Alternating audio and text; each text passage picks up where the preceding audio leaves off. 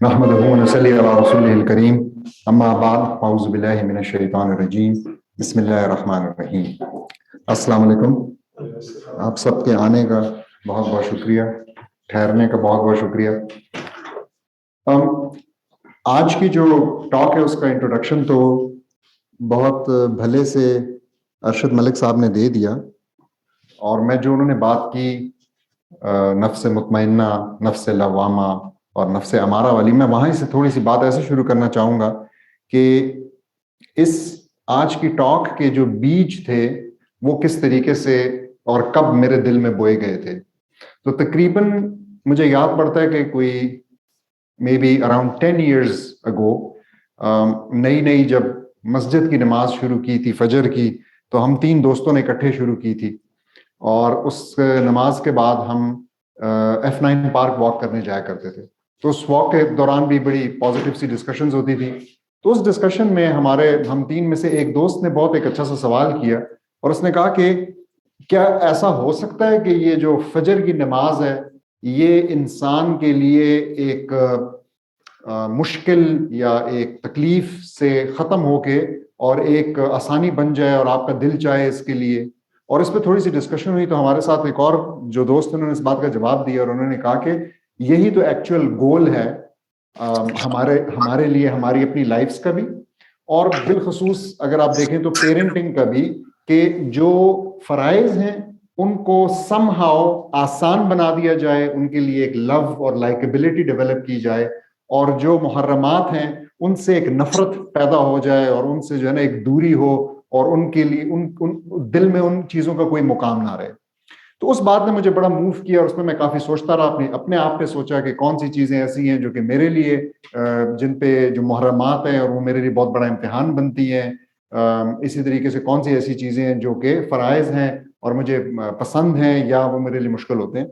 तो आज हम जो है ना इस चीज को, इस बात को समझने के लिए यहाँ पे इंशाल्लाह इकट्ठे हुए हैं। और टाइटल जब मैं दे रहा था तो बाद में मुझे थोड़ा एहसास हुआ कि शायद जरा सा ज्यादा ही इसमें अल्फाज का रंग भर दिया है, लेकिन मकसद शायद तस्वीर से काफी वाज़ेह है, और वो ये कहने का है कि ये दोनों, दिल और दिमाग, इंटेलेक्ट और आपके जो जिसको हम अकलिया कहते हैं, और आपकी जो इंक्लिनेशंस हैं या डिस्पोजिशन है, रुझानात हैं जिनको हम नफ्सिया कहते हैं, इन दोनों ने इन टेंडम एक साथ मिलकर इस जिंदगी के सफर को अगर चलाएंगे तो फिर उसमें बहुत आसानी होगी। अगर इन दोनों के बीच में टूट फूट होगी, इन दोनों के बीच में अगर लड़ाई झगड़ा होगा, तो फिर जाहिर है कि ये सफर मुश्किल होता चला जाएगा।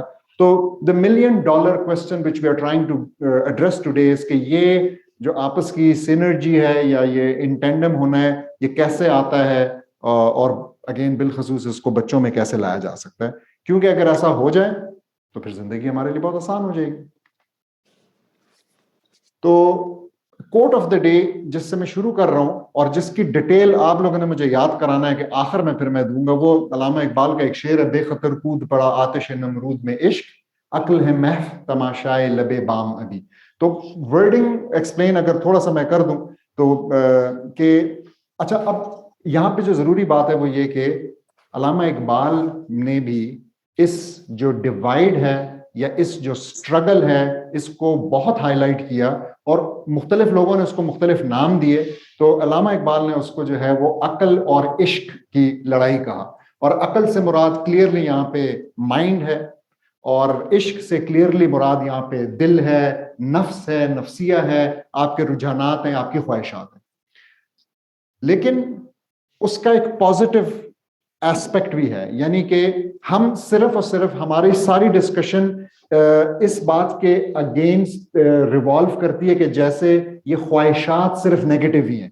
लेकिन आज की इस महफिल का मकसद ये बताना है कि कैसे इनको अगर आप मोल्ड करें तो ये पॉजिटिव बन जाती है, और फिर आपके लिए एक बड़ा पॉजिटिव रोल प्ले करती है। और जहां पे कभी कभी अकल फेल हो जाती है, या कभी कभी जहां अकल आपको धोखा देती है और आपको जो है ना बहाने बताती है, बहाने सिखाती है किसी हुक्म पर अमल ना करने का, वहां पे फिर आपको आपके इमोशंस ड्राइव करके और उससे पार करा देते हैं। और ये जो यहाँ पे शेर है ये इसी की मिसाल है।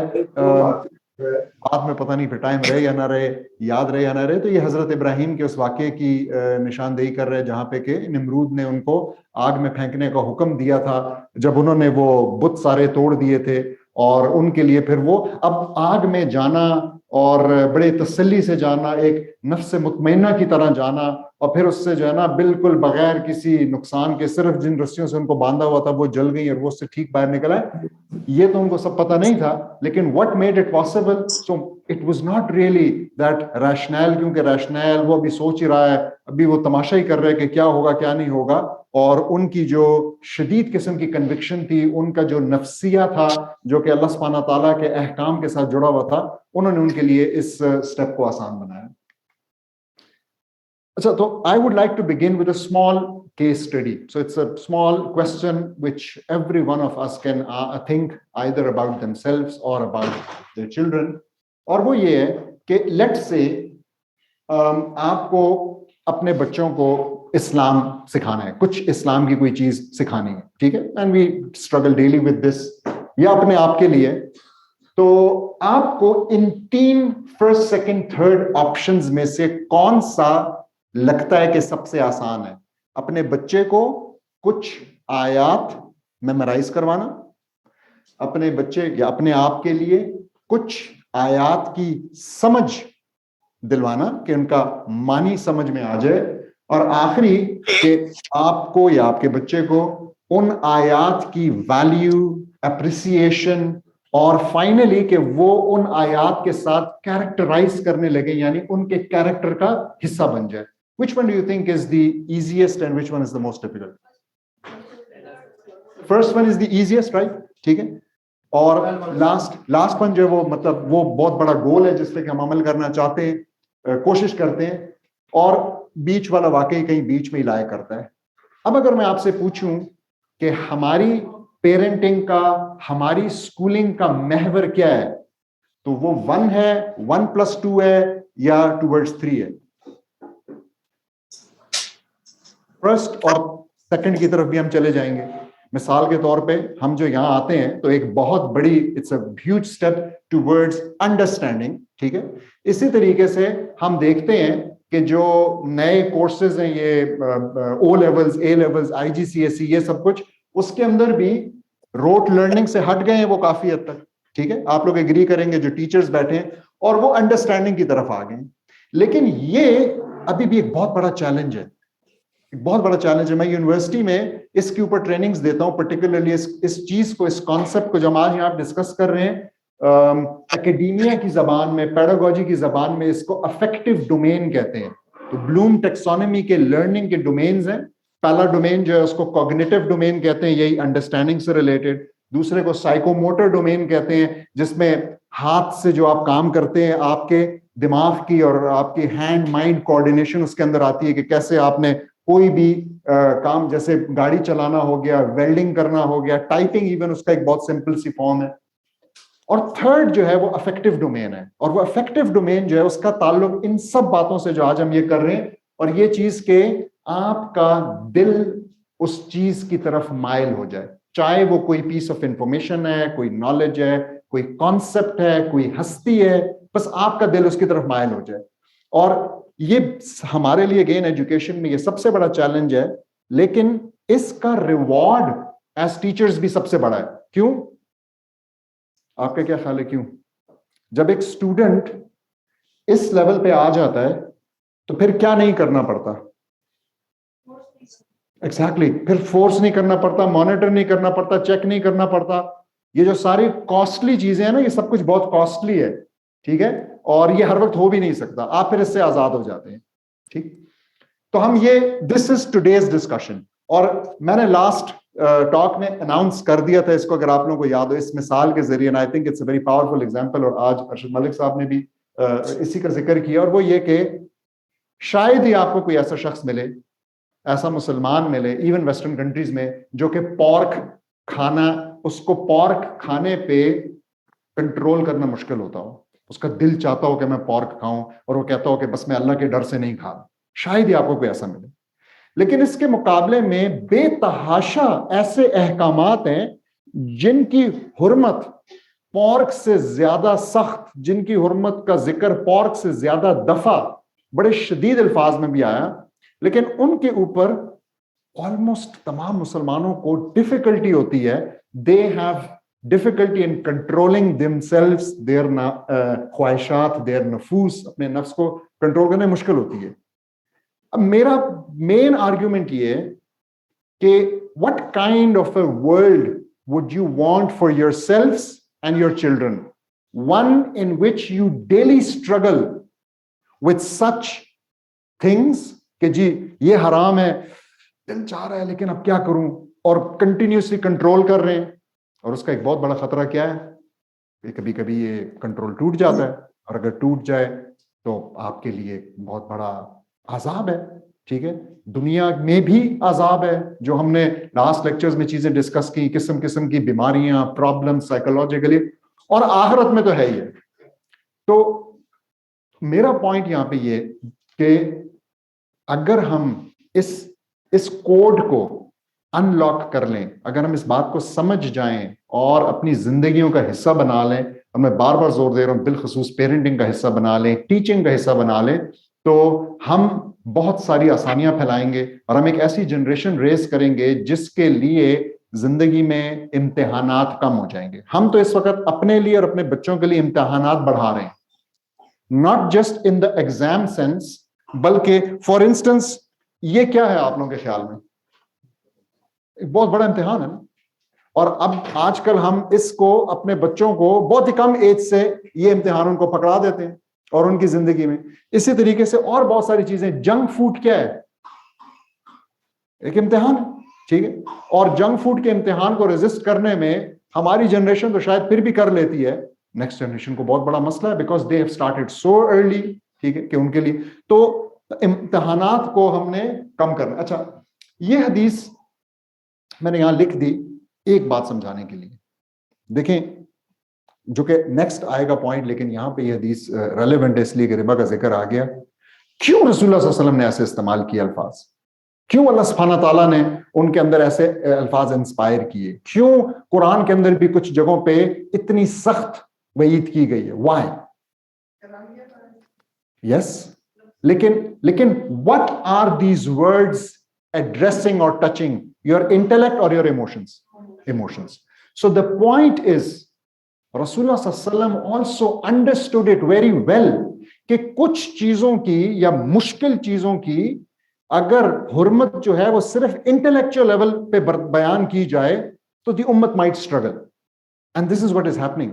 सो इट्स वेरी इंपॉर्टेंट कि हमें जिस तरीके से सूअर के गोश्त से नफरत है, उसी तरीके से हमें सूद से भी नफरत हो. और अगर हमें उस तरह सूद से नफरत होगी तो फिर हम उसके पास नहीं जा पाएंगे.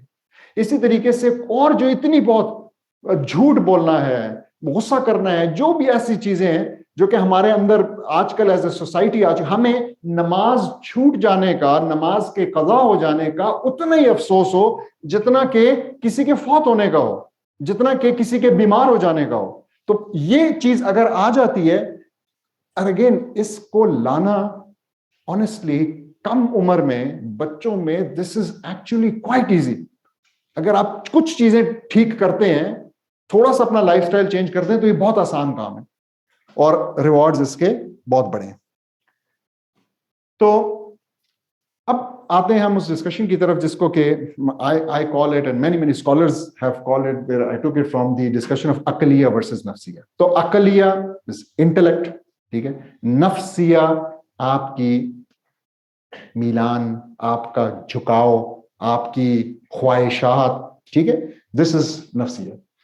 अब हुआ ये कि तकरीबन कोई रेनेसां के टाइम से, जब ये फ्रेंच और यूरोप में जब रेनेसां हुई, वो उठे दोबारा से, अपनी डार्क एजेस से निकले, मुसलमान जब थोड़े कमजोर पड़ने लगे, साइंस वगैरह में जब हम लीड कर रहे थे वो कम हुआ, और यहाँ पे रेनेसां हुई, और वो हुई भी हमारे बनाए हुए नॉलेज को जब उन्होंने ट्रांसलेट करना शुरू किया.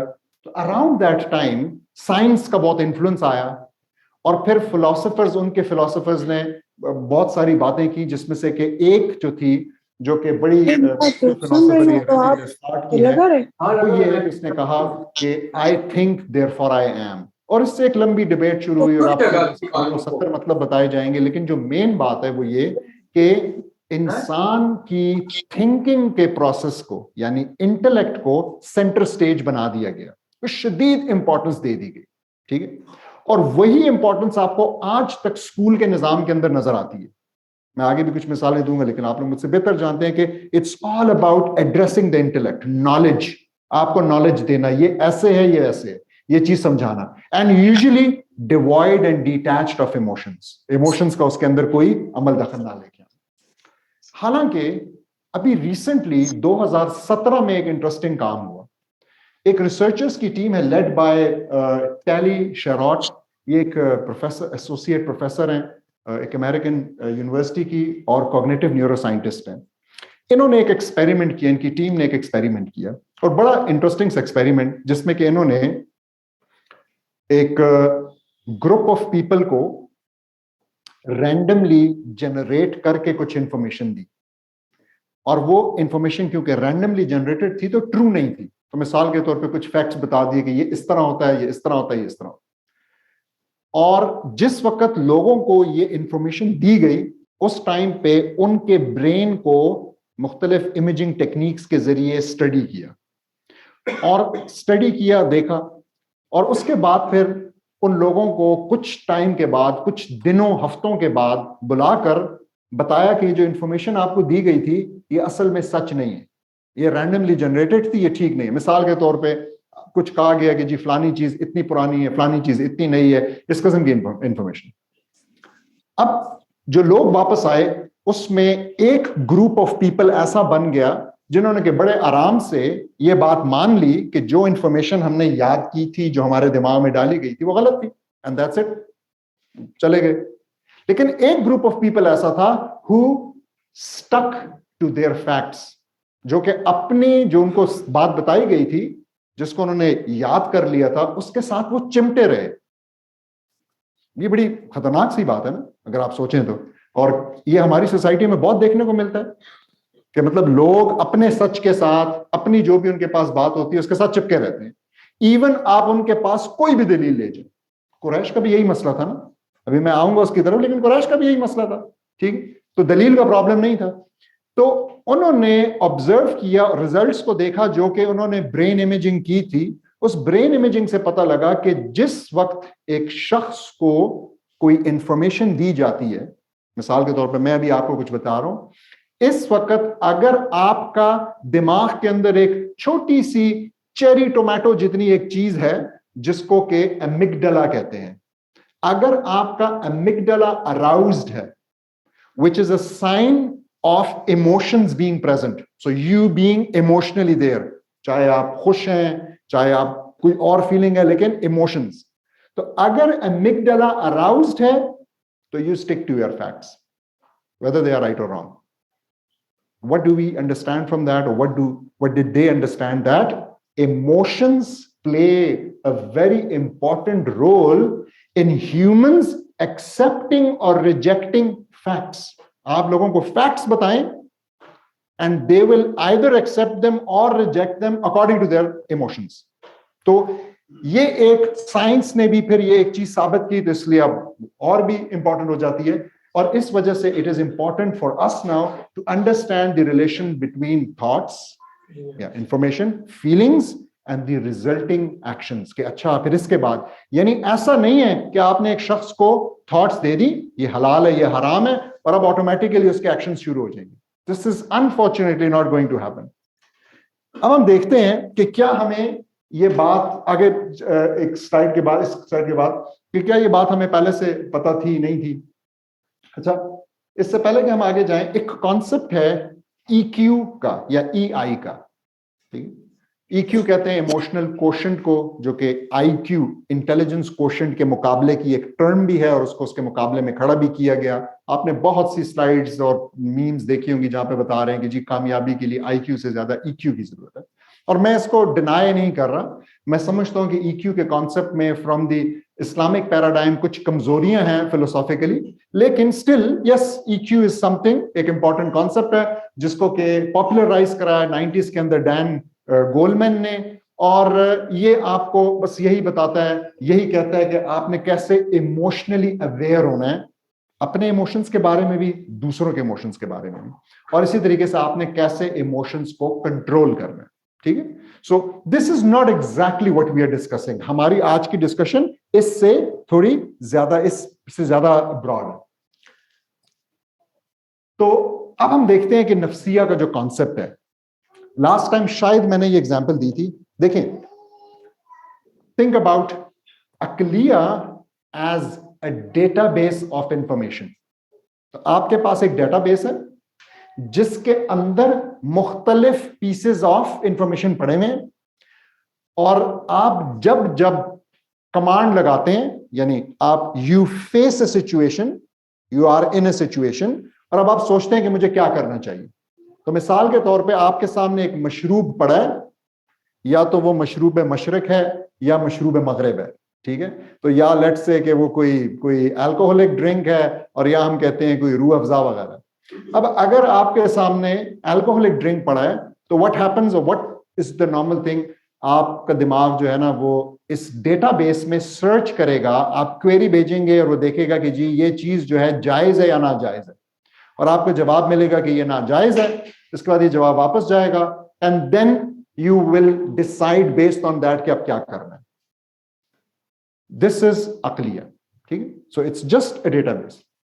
लेकिन एक और चीज है, और वो ये है कि जवाब आपके पास आ गया, लेट्स से कि ये नाजायज है, उसमें कोई इबाहम नहीं था, कोई ऐसा नहीं कि आप सोच रहे हैं कि शायद फलाने ने कहा हो, ऐसे हो, लेकिन आपकी अपनी अर्ज उस चीज के लिए इतनी ज्यादा थी कि आपने इस डेटाबेस की जो जो क्वेरी थी, उसका जो रिजल्ट था, उसको इग्नोर किया और आपने वो काम कर दिया।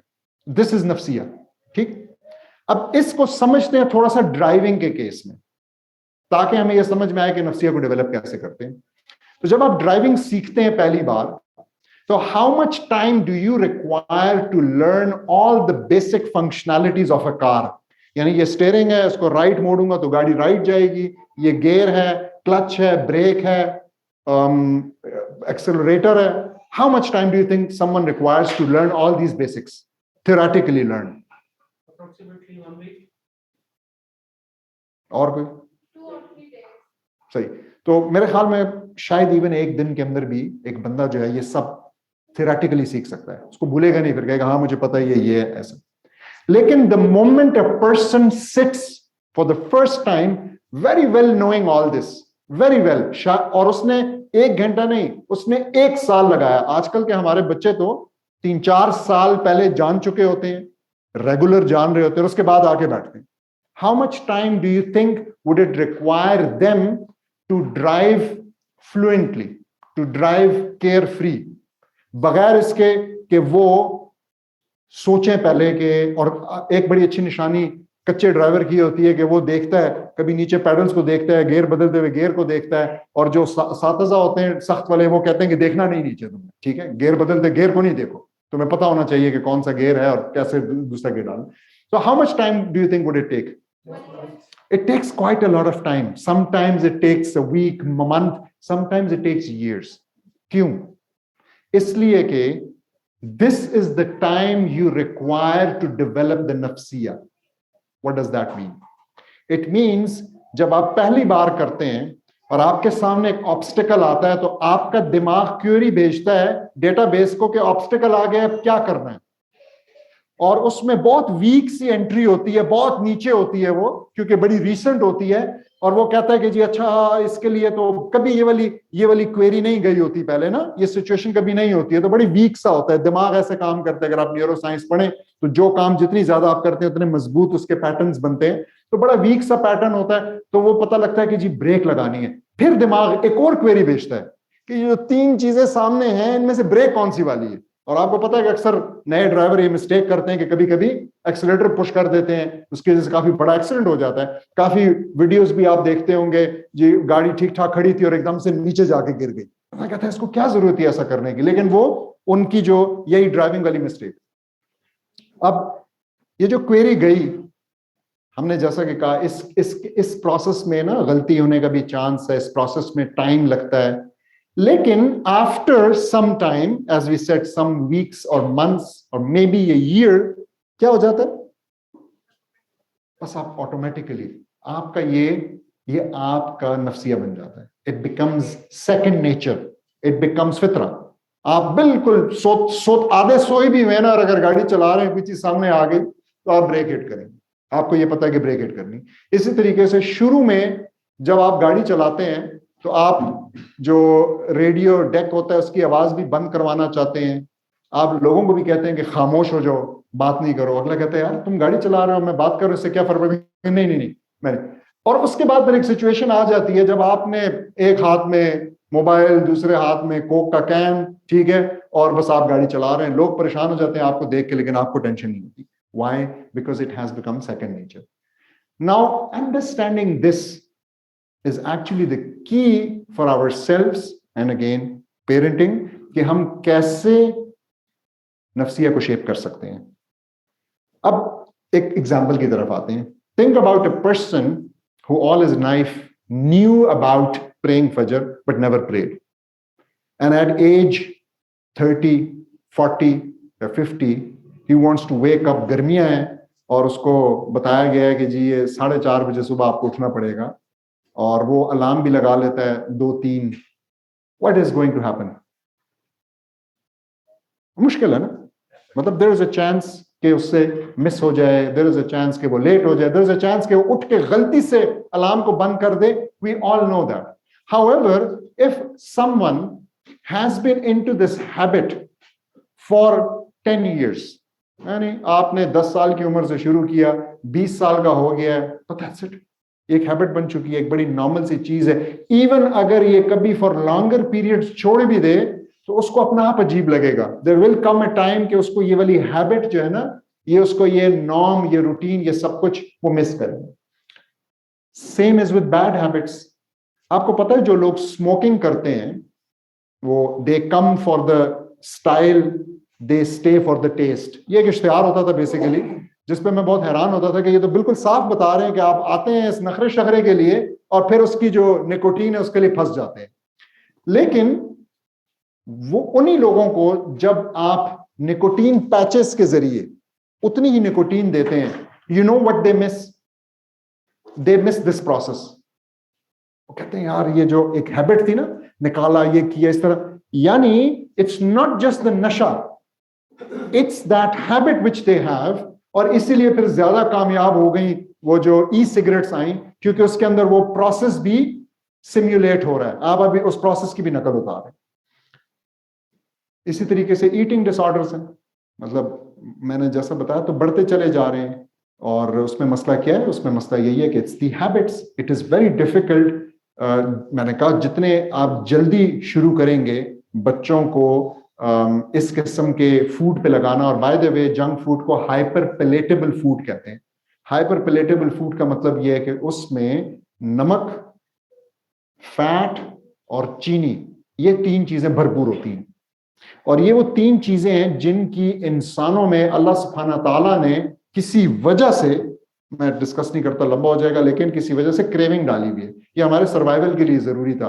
For good 1000, 2000, 3000 years, we don't exactly know कि कितने साल, लेकिन ये बहुत जरूरी था. तो अल्लाह सुब्हाना ताला ने इसकी क्रेविंग डाली, जिसका मतलब ये है कि इन चीजों से हमारा जी नहीं भरता काफी लंबे टाइम के लिए. यानी हमारी जरूरत पूरी हो जाने के. पानी ऐसी चीज है, अच्छी मिसाल है, पानी ऐसी चीज है कि यूजुअली आपको कोई नहीं मिलेगा जो कि अपनी जरूरत से ज्यादा पानी पी ले. लेकिन ये कुछ ऐसी चीजें हैं, बिलखसूस मैंने बताया नमक है, फैट है और मीठा है, जिसकी इंसानों को अल्लाह सुब्हाना ताला ने डाला है कि जी हम उसको जरूरत से ज्यादा कंज्यूम करना चाहते हैं. And if you do that, अगर हम खुला छोड़ दें तो आपको पता है कितनी किस्म की बीमारियां होती हैं. क्या वो बीमारियां हमारे माशरे में कम हो रही हैं? चाहे वो मोटापा है, ओबेसिटी, बिस्यारखोरी, चाहे वो हार्ट की है, ब्लड प्रेशर की है, या ज्यादा हो रही है? बहुत ज्यादा हो रही है ना. तो this is again, it's actually a problem. अच्छा, हम जहां जहां जिस जिस घर में वेट का प्रॉब्लम है, people try to solve it with the intellect. उसका क्या मतलब है? कहते हैं जी यार ये देखो तुम्हारे लिए नुकसानदेह है, इसको खाना कम कर दो, ऐसे कर दो, वैसे कर दो. Does that work? It seldom works. Seldom. मैं कहता हूं कि it only works for actors and actresses. क्योंकि उनका रिज़्क इस चीज के साथ जुड़ा हुआ है, तो वो शायद इस पे कर लें। लेकिन आम इंसान के लिए, in addition to the intellectual part, what you need to do is give them the माहौल। आपने इमोशनली उनके लिए सारा कुछ आसान बनाना है, और अगर आप ऐसा करेंगे तो they will come out of this habit. अच्छा, अब देखें, कुरान जो है ना, उसमें अल्लाह सुब्हानहू ताला हमसे जो मुखातिब होते हैं, तो उसमें इमोशंस का बेतहाशा दफा जिक्र है, और बिलखसूस अल्लाह सुब्हानहू ताला जो है ना, वो कल्ब का जिक्र करके और उसकी बात करते हैं। तो यहाँ पे भी मैंने एक आयत सूरे आले इमरान से निकाल के लिखी आपके सामने, जिससे कह ही रहे हैं कि जी हमारा दिल ना हट जाए, ना डेविएट हो जाए उस गाइडेंस से जो अल्लाह सुब्हानहू ताला, वो हिदायत जो कि हमें मिली है। तो हिदायत मिली है, हमने एक्सेप्ट किया दिस वाज समथिंग इंटेलेक्चुअल, हमने उसको अंडरस्टैंड किया कि क्या सब कुछ इंटेलेक्चुअल, लेकिन अब हम इस पे रहते या नहीं रहते, अल्लाह सुब्हानहू ताला दिल की बात कर रहे हैं। ठीक है, यानी हमारा इससे लगाव रहे, हमें ये चीज पसंद रहे। इस बात को एक्सप्लेन करने के लिए या इस कॉन्सेप्ट की प्रैक्टिकल शक्ल देखने के लिए, जैसे रसूलुल्लाह सल्लल्लाहु अलैहि वसल्लम की जो पूरी सुन्ना है ना, वो चलता फिरता कुरान है। ठीक है, तो कुरान की इंप्लीमेंटेशन आप रसूलुल्लाह सल्लल्लाहु अलैहि वसल्लम की सुन्ना में देख सकते हैं। तो ये मैंने यहाँ पे वाकया, वो मैं आपको पढ़ के नहीं सुनाता, मैंने सिर्फ रेफरेंस के लिए यहाँ पे लिख दिया, लेकिन मैं आपको वैसे बयान करूंगा कि बहुत खूबसूरत वाकया है। और अगर आप इसको इस तरह पढ़ें तो आप कहेंगे हैं ऐसा भी हो सकता था, सहाबा अंसार। ये ग़ज़वे हुनैन में बहुत सा माले गनीमत, बेतहाशा माले गनीमत आया। मैं पढ़ रहा था, मैं पढ़ के हैरान हो गया। मैंने कहा आपके साथ फिगर शेयर करूं कि इतने हजार दीनार और इतने हजार कैमल, लेकिन बेतहाशा। अब वो माले गनीमत जब आया तो रसूलुल्लाह सल्लल्लाहु अलैहि वसल्लम ने उसकी तकसीम कुछ ऐसे की कि जो कुरैश के नौ मुस्लिम लोग थे, कबीले थे, उनको मुंह मांगे दिया। If you read about it, तो उनको दिया कि जी तुम 100 कैमल्स ले लो। उसने आगे से कहा कि जी 100 मुझे भाई के लिए भी चाहिए, तो तुम भाई के लिए भी ले लो, बेटे के लिए चाहिए 100 बेटे, इस तरीके से। और कुछ और अरब के ट्राइब्स थे। और अंसार को या बहुत ही कम, अकॉर्डिंग टू जो रूल है फाइटर्स का, और या बिल्कुल कुछ नहीं मिला। जिस बात पर अंसार ने गिला किया, कंप्लेन की, बल्कि कुछ इधर भी जैसे लिखा हुआ है गुस्से हुए, ये क्या मजाक है, क्यों नहीं हमें मिला, उनको क्यों मिला, उन्होंने तो कोई कुर्बानियां भी नहीं दी इस दीन के लिए, हम तो लड़े हैं, हम तो कब से लड़ रहे हैं, हमने अपनी जानें रिस्क की हैं, ये जो हम मार्का जीते हैं ये भी हमारी वजह से, हम तो हैं अंसार, नसारा, मदद करने वाले। ठीक है, तो जब रसूलुल्लाह सल्लल्लाहु अलैहि वसल्लम को ये बात पता चली साद बिन उबादा से, तो रसूलुल्लाह सल्लल्लाहु अलैहि वसल्लम ने ना उनको अंसार को बुलाया। और अब आप सोचें, मोटा मोटा सोचें, रसूलुल्लाह सल्लल्लाहु अलैहि वसल्लम के पास, ये किसी भी शख्स के पास ऐसी मसले को एड्रेस करने के दो तरीके। So you can think about कि आपके घर में ऐसा कोई मसला होता है और आपने अपेरेंटली, मैं अपेरेंटली कह रहा हूं क्योंकि रसूलुल्लाह सल्लल्लाहु अलैहि वसल्लम ने कोई नाजायज काम या गलत तकसीम नहीं की, लेकिन आप किसी को लगता है, परसेप्शन है उसकी कि आपने कोई ज्यादती की एज ए पेरेंट, एक को ज्यादा दे दिया, दूसरे कम दे दिया, एक को सब कुछ दे दिया, एक को पूरा पिज्जा पकड़ा दिया, दूसरे को कुछ भी नहीं दिया। You know what the ground realities are being the parent. ठीक है, और आपसे बाकी बच्चे आके अब तकरार कर रहे हैं, तो आपके पास एक स्टैंडर्ड तरीका ये है कि भाई मैं ज्यादा जानता हूं या तुम ज्यादा जानते हो, मैं बड़ा हूं या तुम बड़े हो। ठीक है, मैं बाप हूं या तुम, दिस इज द स्टैंडर्ड वे। इसी तरीके से कंपनीज के अंदर अगर यही काम हो, किसी कंपनी के अंदर, ऑर्गेनाइजेशन के अंदर, तो ऑर्गेनाइजेशन वाला जो बॉस है वो सबसे पहले क्या कहेगा, रूल फलाना, चैप्टर फलाना के तहत मुझे ये इख्तियार है कि मैं ऐसा करूं। ठीक है, हम वो पॉलिटिकल म्यूजिकल चेयर्स आजकल देख रहे हैं, तो उसके अंदर बार बार यही होता है, जो भी कोई अनहोनी हो जाती है तो वो फौरन लेके आ जाते हैं कि जी फलाने आर्टिकल के तहत ये काम करना जायज। तो इस तरीके से रिस्पॉन्ड किया जाए। अब रसूलुल्लाह सल्लल्लाहु अलैहि वसल्लम के लिए ये वाला रिस्पॉन्स बहुत सेंस बनाता है और बहुत जबरदस्त और बहुत आसान भी था। Why? Because he is the supreme leader. रसूलुल्लाह सल्लल्लाहु अलैहि वसल्लम को क्या बताने की जरूरत है? सिर्फ ये बताने की जरूरत है कि भाई तुम लोग भूल गए हो, मैं रसूलुल्लाह सल्लल्लाहु अलैहि वसल्लम हूं, and I take orders directly from Allah subhanahu wa ta'ala, और जो वो कहते हैं मैं वो करता हूं, मैं अपने आप से कुछ नहीं करता। लेकिन रसूलुल्लाह सल्लल्लाहु अलैहि वसल्लम ने ऐसा नहीं किया, इस बात का जिक्र भी बीच में नहीं लाया, कोई ऐसा रिमाइंडर नहीं था, nothing. This would have been the intellect option, ठीक है, ये इंटेलेक्ट का ऑप्शन था।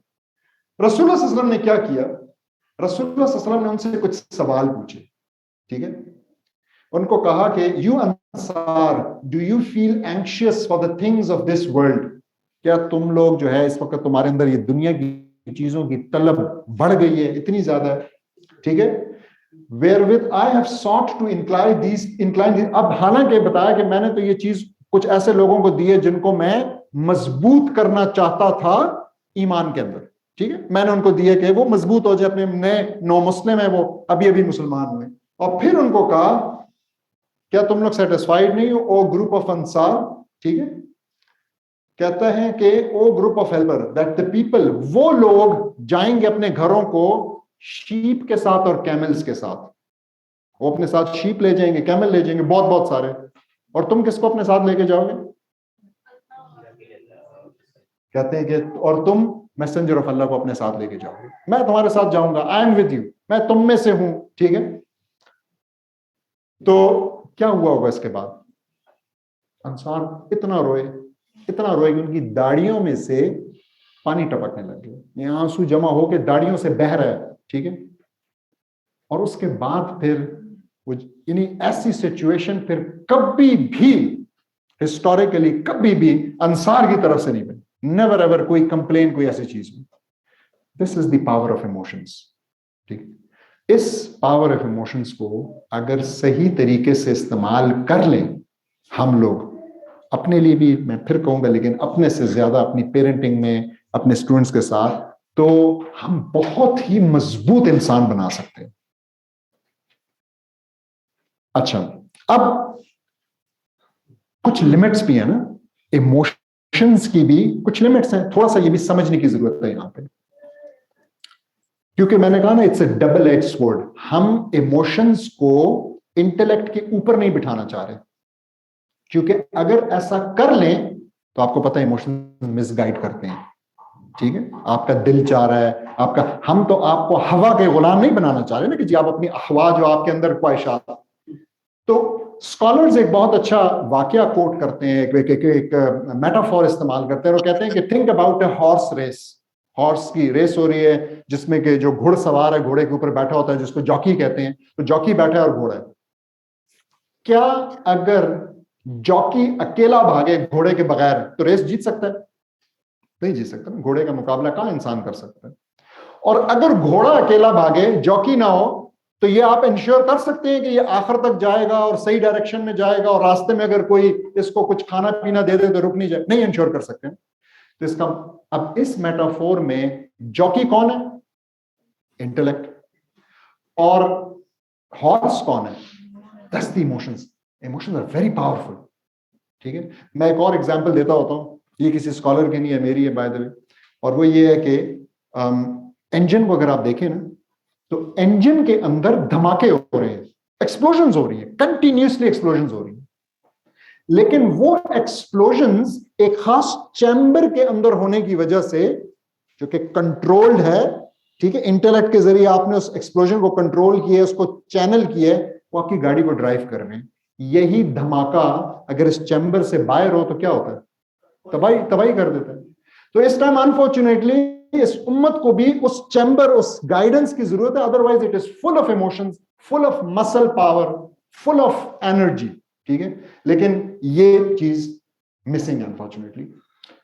और जो मैंने शुरू में बताया, यहां पे अल्लामा इकबाल भी हमें ये चीज भी समझा रहे हैं, और उसका उल्टा पॉइंट भी के वो कह रहे हैं अक्ल अय्यार है 100 बेस बना लेती है, अक्ल अय्यार है, बहुत तेज है, और इश्क बेचारा न मुल्ला है न जाहिद न हकीम। तो यहां पे हमने इसको कैसे समझना है कि अक्ल हमें भी बेवकूफ बनाती है, हमें बेवकूफ ऐसे बनाती है फिर कि तावीलें लेके आती है, यानी जब आपका नफ्स नहीं होता ना किसी चीज की तरफ, so you search for evidences, you search for फतवा जो कि आपके दिल के मुताबिक आपको बता दें कि क्या चीज है। और आज के जमाने में आई विल कॉल इट, जब आपके पास बहुत सारे स्कॉलर्स फॉर डॉलर्स हैं, ये मेरे एक उस्ताद कहा करते थे, तो हर किस्म का फतवा मिलना आसान है मुश्किल है, मतलब कोई मुश्किल, जस्ट हैव टू सर्च और आपको जो है ना कोई भी चीज का मिल जाएगा। आप चाहे ट्रांसजेंडर ढूंढना चाहते हैं, कुछ भी ढूंढना चाहते हैं, आपको जो है ना जरूर मिल जाएगा, और बहुत लंबा चौड़ा सा नाम भी होगा साथ और सारा कुछ। तो ये वो अकल की अय्यारी है जो कि अकल कर रही है नफ्स के कहने के ऊपर, ठीक। तो इसमें हमने नहीं माना। अब एक इंटरेस्टिंग सी चीज थोड़ी देर के लिए मुलायजा फरमाएं कि जो गाइडेंस खुदा की हम बात कर रहे हैं, तो उसमें अगर हम देखें हिस्टोरिकली कि जो सबसे बड़े नॉन गुमराह थे, मतलब ये लिस्ट मैंने खुद से बनाई है, लेकिन हम एग्री कर सकते हैं ना कि ये इब्लीस तो नंबर 1 है ना, इसमें तो कोई शक नहीं है, क्योंकि खुद भी गुमराह और हमें भी गुमराह करने की इसने जिम्मेदारी उठाई। और फिर उसके बाद अबू जहल, इस पे भी मेरे ख्याल में कोई इतना वो नहीं होगा, अपने साथ भी सबको किया। और वलीद बिन मुगीरा, इनका इनडायरेक्ट जिक्र, यानी नाम लेकर नहीं, लेकिन कुरान के अंदर रेफरेंस है जिसमें कि इनको इनका जिक्र किया गया इन नेगेटिव सेंस। और अबू लहब तो तब्बत यदा अबी लहबिन, तो वो तो अगेन। तो ये अगर हम इन चार को देखें, तो अगर आप इन चार को देखें तो इन चारों में अक्ल समझ की कुछ कमी थी। मतलब आपने कभी सुना कि हम कहेंगे जी इब्लीस को पता नहीं था, या इब्लीस के इस तरह की, नहीं। इब्लीस के केस में इट वाज क्लियरली तकब्बुर, it was clearly arrogance. Why not me, ठीक है, मैं क्यों करूं। अब हमें अपने आप को अगेन देखना चाहिए, ये वो मिसगाइडेड इमोशंस हैं, ये वो इमोशंस हैं विच वेंट रॉन्ग, ठीक है। ये वो इमोशंस हैं जिनको के काबू करने की जरूरत थी एट एन अर्ली स्टेज। किसी को देखना चाहिए था, खुद को देखना चाहिए था, वो तस्किए नफ्स वाली बात जो लास्ट टाइम भी हमने की, जो कि कंटिन्यूस एक चीज है, ये जो सेल्फ अकाउंटेबिलिटी, ठीक है। तो इसी तरीके से अबू जहल की शदीद किस्म की दुश्मनी, personal, he went personal with रसूलुल्लाह सल्लल्लाहु अलैहि वसल्लम, ठीक है।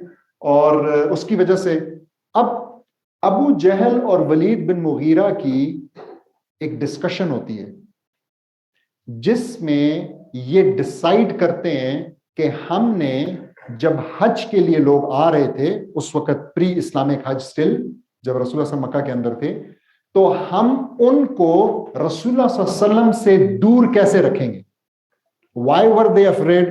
Because they knew very well कि जो रसूलुल्लाह सल्लल्लाहु अलैहि वसल्लम बोलते हैं, that is so beautiful, so attractive, कि अगर किसी ने सुन लिया तो हमारे लिए मसला बन जाएगा, ठीक है। तो अब वो सोच रहे थे कि हम कैसे इनके ऊपर मीडिया बैन लगाएं, हम कैसे इनको फेक न्यूज करार दे दें, हम कैसे इनको डी प्लेटफॉर्म कर दें, हम इनसे प्लेटफॉर्म कैसे छीन लें, ये डिस्कशन हो रही थी। तो इस डिस्कशन के अंदर वलीद बिन मुगीरा और ये सजेशंस देते हैं। तो अगर एक सजेशन देता है कि हम कहेंगे कि वो झूठ बोलता है, तो दूसरा आगे से कहता है कि यार कम ऑन, हमें पता है कि झूठ तो नहीं है। तो कहता है हम कहेंगे कि वो मैजिशियन है, तो दूसरा आगे से कहता है यार ये मैजिक ऐसा होता है, ये तो मैजिक नहीं।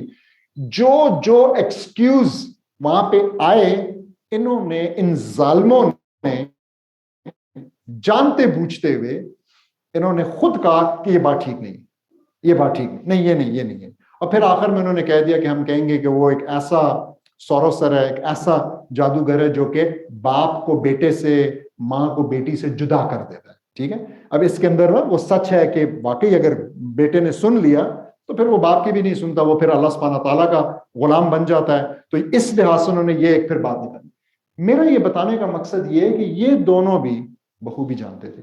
आप जितने टेक्स्ट देखें, वलीद बिन मुगीरा तो खुद बहुत ही नोबल आदमी था, शायद उस टाइम का सबसे अमीर आदमी था और बहुत अच्छा शायर भी था। तो वो कहता था कि ये जो चीज उतर रही है रसूलुल्लाह सल्लल्लाहु अलैहि वसल्लम पे, कुरान, ये शायरी वारी नहीं, मैं शायर हूं, मैं जानता हूं शायरी क्या होती है, दिस कैन नॉट बी, और ये एक इंसान की का कलाम या तख्लीक नहीं। तो he knew it very well. तो फिर what was it that stopped these people from accepting what their intellect was telling them is the truth? It was their emotions, it was their nafsiya. और particularly मैंने बताया कि इस बंदे के केस में was ungrateful, वो शुक्र, उसको जो कुछ अल्लाह ताला ने दिया था उसको कम लगता था। वो कहता था कि नहीं, ये जो कलाम उतरा है ना, ये भी मुझ पे उतरना चाहिए था। ये क्यों रसूलुल्लाह सल्लल्लाहु अलैहि वसल्लम पे एक ऑर्फन के ऊपर, ठीक है, एक ऑर्फन के ऊपर उतर गया। जिसके पास पैसे भी नहीं है, जिसकी वो सोशल स्टैंडिंग नहीं है जो मेरे पास है, व्हाई दैट? ये नाशुक्री की इंतहा। और इसी तरीके से अबू लहब का तो हम जानते हैं कि कितनी उन्होंने एनमिटी की, और रसूलुल्लाह सल्लल्लाहु अलैहि वसल्लम की दो बेटियां इनके दो बेटों के ऊपर ब्याही थी। आई डोंट एग्जैक्टली नो कि वो मैरिज कंज्यूमेट हुई थी नहीं हुई थी, लेकिन वो होने से पहले जब जब रसूलुल्लाह सल्लल्लाहु अलैहि वसल्लम ने इस्लाम अनाउंस कर दिया तो इन्होंने वो खत्म कर दिया। अगर कंज्यूमेट हुई थी तो हम डिवोर्स कहेंगे, अदरवाइज कि उन्होंने उसको उसको रोल बैक कर दिया। तो उन इसकी जंग भी रसूलुल्लाह सल्लल्लाहु अलैहि वसल्लम के साथ बड़ी पर्सनल लेवल की थी। It was not about intellect, it was not about whether रसूलुल्लाह सल्लल्लाहु अलैहि वसल्लम इज द प्रॉफिट ऑफ अल्लाह और नॉट। ठीक है, तो अब इसके बरक्स अगर ऐसी ही 4-5 मिसालें आपको दे दूं जहां पे लोगों ने रसूलुल्लाह सल्लल्लाहु अलैहि वसल्लम और पे फुल इस्लाम पे फुल ईमान लाए, और उसमें इंटेलेक्ट का ना होने के बराबर दखल हो और इमोशंस हो, तो कैसा है? बड़ा मजा आ जाए ना। तो आप ये लिस्ट देखें, कहां पे हमें मिलता है कि हजरत खदीजा रज़ी अल्लाह ने रसूलुल्लाह सल्लल्लाहु अलैहि वसल्लम के साथ लंबी बहस की हो इस बात पे कि नहीं तो खुदा ने बनाया है, खुदा है, ये मजहब का। We don't see that. कहां पे हमें मिलता है कि 8 साल के अली बिन अबी तालिब रज़ी अल्लाह ने ये डिस्कशंस हुई हो, ठीक है, इंटेलेक्चुअल, हम नहीं मिलते। कहां पे हमें, अच्छा ये बहुत प्यारी इनसे रिलेटेड एक वाकया है, और मैं आपको ऑनेस्टली बताऊं, मैं अभी हज पे जब गया था तो मैं सीरा सुन रहा था, तो सीरा के दौरान ये वाकया आया, तो मैं सोच रहा था कि द प्रूफ ऑफ रसूलुल्लाह सल्लल्लाहु अलैहि वसल्लम बीइंग अ प्रॉफिट, बस ये वाकया काफी होना चाहिए, और किसी चीज की जरूरत नहीं। देखिए, ज़ैद बिन हारिस जो थे ना, वो हजरत खदीजा की तरफ से रसूलुल्लाह सल्लल्लाहु अलैहि वसल्लम को मिले हुए एक गुलाम थे। ये उनकी फैमिली के थे, उनकी फैमिली में किसी ने खरीदा था, और जब ये शादी होके आई तो ये साथ आए। इनकी हिस्ट्री ये है कि ही वाज एक्चुअली किडनैप्ड। अपनी ही फैमिली मेंबर्स ने झगड़े में ना अपने, मैं भूल गया किसी चाचा मामू ने किडनैप करके बेच दिया था, बदला लेने के लिए अपने भाई से, या समथिंग लाइक दैट। ठीक है, तो आपको पता है स्लेवरी जब तक थी, तो स्लेवरी का क्या सिस्टम था? तो you were born into slavery normally, कि जी बस आप स्लेव पैदा होते थे, ठीक है, और उनका अरब का ये असूल था। लेकिन साथ में ऐसा भी हो सकता था कि आपको कोई एक बार स्लेव बना दे, फिर आप उससे निकल नहीं सकते। So unless someone sets you free और बाइज यू, ठीक है, और फिर वही सेट यू फ्री कर दे, या आप अपने आप को खुद बाय कर लें, तो आप अपने मालिक को कहें कि जी मुझे बताओ, और वो ठीक ठाक बड़ी सम लगाते थे। ज़ैद बिन हारिस रज़ी अल्लाह अन्हु जो हैं, वो अब गुलाम स्टेटस के हैं, even though he was a free boy.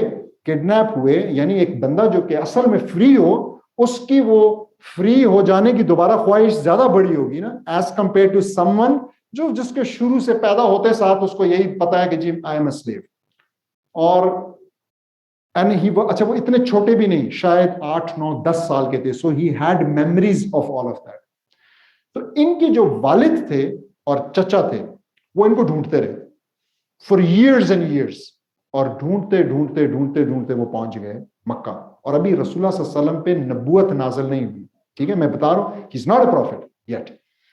और वो पहुंच गए, और उनको पता चला कि इस तरह मोहम्मद सल्लल्लाहु अलैहि वसल्लम एक शख्स है जिसके पास हमारा बेटा।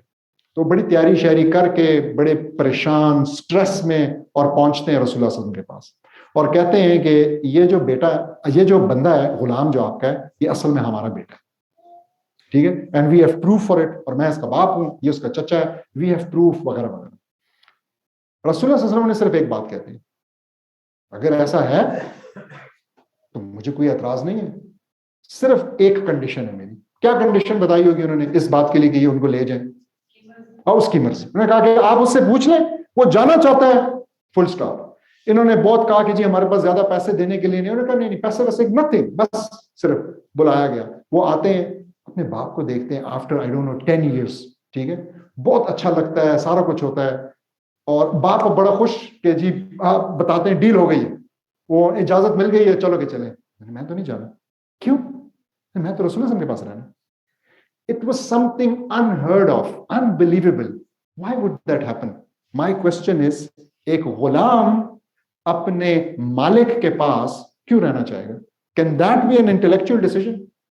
It's purely emotional. He loved रसूलुल्लाह सल्लल्लाहु अलैहि वसल्लम even before he was a profit. तो मैं वो बता रहा हूं कि ये इखलाक थे रसूलुल्लाह सल्लल्लाहु अलैहि वसल्लम के। आजकल शुक्र है कि मेरे बेटे उठ के चले गए, उन्होंने कहीं जाना था। आजकल तो इन जालिमों के हम माँ बाप होते हुए भी ना ये क्लेम करते हुए डर लगता है कि इनको ऑप्शन मिले तो ये पता नहीं साथ रहेंगे या किसी बेहतर ऑप्शन के लिए छोड़ के चले जाएं। ठीक है, तो वहां पे बात हो रही है अगेन स्टेटस गुलाम का। Just imagine, just imagine. और फिर इसी तरीके से अबू बकर सिद्दीक रज़ी अल्लाह अन्हु, हम जानते हैं उनके लिए बस रसूलुल्लाह सल्लल्लाहु अलैहि वसल्लम का कहा हुआ वर्ड, ठीक है, ये जो नाम इनके ऊपर सिद्दीक पड़ा, तो एक इसकी वही बताई जाती है बिकॉज वो तस्दीक करते थे वट एवर रसूलुल्लाह सल्लल्लाहु अलैहि वसल्लम से। तो वो सिर्फ बस पूछते थे कि क्या ये रसूलुल्लाह सल्लल्लाहु अलैहि वसल्लम ने कहा है, अगर रसूलुल्लाह सल्लल्लाहु अलैहि वसल्लम ने कहा है तो ये सच है। ठीक है, तो वो मिराज के वाकये के ऊपर बहुत ज्यादा हुआ, जब उन्होंने बहुत मजाक उड़ाया, कुरैश ने तमस्खुर उड़ाया कि जी अच्छा ये देखो जरा तुम्हारे दोस्त ने क्या बातें शुरू कर दी, कह रहा मैं गया इस तरह, मैं चला गया उधर पहुंच गया, उधर से फिर मैं मिराज और फिर इसरा और ये इन्होंने आगे से सिर्फ एक बात पूछी, ये रसूल सल्लल्लाहु अलैहि वसल्लम ने कहा है? कहते हैं हाँ कहा है, फिर कहते हैं सच है, दैट्स इट। तो इसमें इंटेलेक्ट नहीं, ये this is really, these are the emotions, this is the bond which these people had with रसूलुल्लाह सल्लल्लाहु अलैहि वसल्लम and with Islam and with the love they had for Allah subhanahu wa ta'ala and his hukm. This is what we need to develop. अगर हम ये develop करने में कामयाब हो जाते हैं तो हमारे लिए जिंदगी आसान हो जाएगी। अब थोड़ा सा आ जाएं इस बात की तरफ, अब आते हैं पाकिस्तान।